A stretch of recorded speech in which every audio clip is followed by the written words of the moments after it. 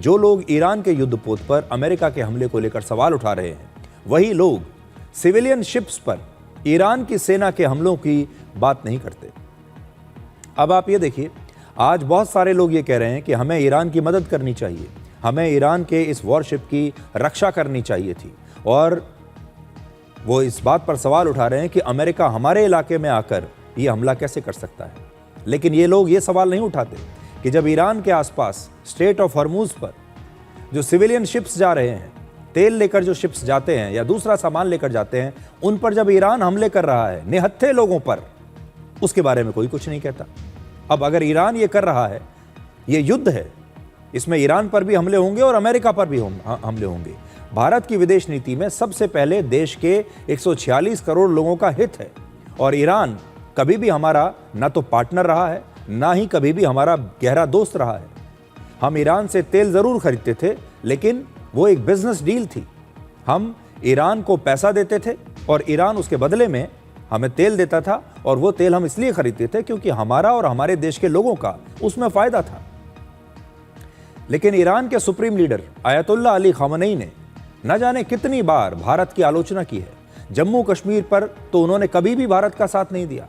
वर्ष 2020 में उन्होंने सोशल मीडिया पर लिखा था कि भारत में मुसलमानों का नरसंहार हो रहा है और भारत सरकार को कट्टरपंथी हिंदुओं को मुसलमानों के खिलाफ हिंसा करने से रोकना चाहिए।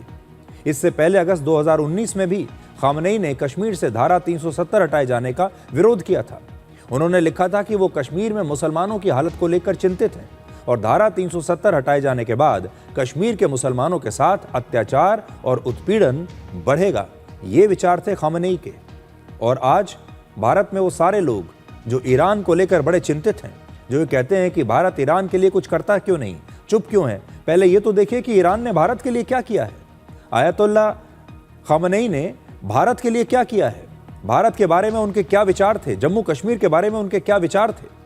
भारत ने पहली बार ईरानी supreme leader Ayatollah Ali Khamenei की मौत पर शोक भी आज जताया है।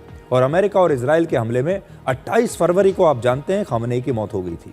भारत सरकार की तरफ से विदेश सचिव विक्रम मिस्री ने नई दिल्ली में ईरान के दूतावास जाकर खामनेई के निधन पर अपनी संवेदना जताई। उन्होंने कॉन्डोलेंस बुक में भारत की तरफ से यह शोक संदेश लिखा है। विदेश मंत्री एस जयशंकर ने भी आज ईरान के विदेश मंत्री अब्बास अराक्ची से फोन पर बात की है। और पश्चिम एशिया में बढ़ते तनाव के बीच प्रधानमंत्री मोदी ने फ्रांस के राष्ट्रपति इमैनुअल मैक्रों से फोन पर बात की और दोनों नेताओं ने पश्चिम एशिया में तेजी से बदलती स्थिति पर चिंता जताई है और कहा है कि इस क्षेत्र में शांति बहाल करने के लिए बातचीत और कूटनीति का रास्ता जरूरी है। प्रधानमंत्री मोदी ने कहा कि भारत और फ्रांस इस मुद्दे पर लगातार संपर्क में रहेंगे और क्षेत्र में जल्द शांति और स्थिरता बहाल करने के लिए मिलकर कोशिश करेंगे।